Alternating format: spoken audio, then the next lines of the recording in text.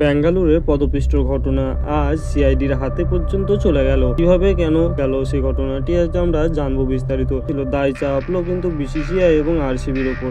আয়োজনটা করা হয়েছিল তার পুরোপুরিভাবে দায় চাপলো কিন্তু বিসিসিআই এবং আরসিবির ওপর। অর্থাৎ চেন্নাস্বামী স্টেডিয়ামে রয়্যাল চ্যালেঞ্জার্স বেঙ্গালুরু অর্থাৎ আরসিবি এর জয় উদযাপন চলাকালীন ঘটে যাওয়া পদপিষ্ট হওয়ার ঘটনায় এবার কর্ণাটক সরকার বিস্ফোরক মন্তব্য করেছে।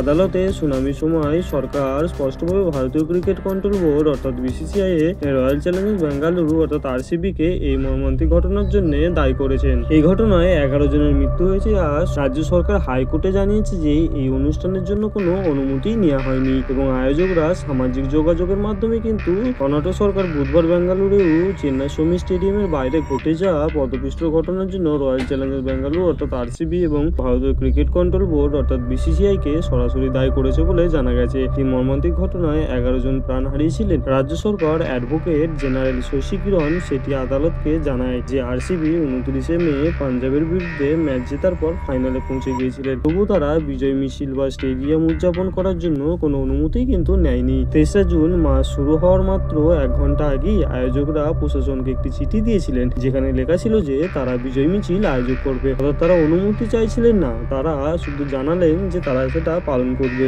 এরপরেও আরসিবি 23 জুন রাত 11:30 থেকে 4 জুন সকাল পর্যন্ত সামাজিক যোগাযোগের মাধ্যমে একাধিক পোস্ট করে ভক্তদের বিজয় মিছিলে এবং উদযাপন যোগ দিতে আহ্বান জানায়। অ্যাডভোকেট জেনারেল আদালতকে বলেন স্টেডিয়ামের বাইরে প্রায় 3.54 লক্ষ মানুষ জড়ো হয়েছিল, যেখানে স্টেডিয়ামের ধারণ ক্ষমতা ছিল মাত্র 33,000। সরকার আরো জানায় যে আরসিবি এবং বিসিসিআইর মধ্যে গেট ম্যানেজমেন্ট, টিকিট এবং নিরাপত্তা নিয়ে একটি চুক্তি ছিল, যার অনুসারে ভিড় সামলানোর সম্পূর্ণ দায়িত্ব কিন্তু ফ্র্যাঞ্চাইজিস এবং ক্রিকেট বোর্ডের ছিল এবং এই ইভেন্টটিকে একটি সরকারি অনুষ্ঠানের মতো দেখানোর চেষ্টা করছে।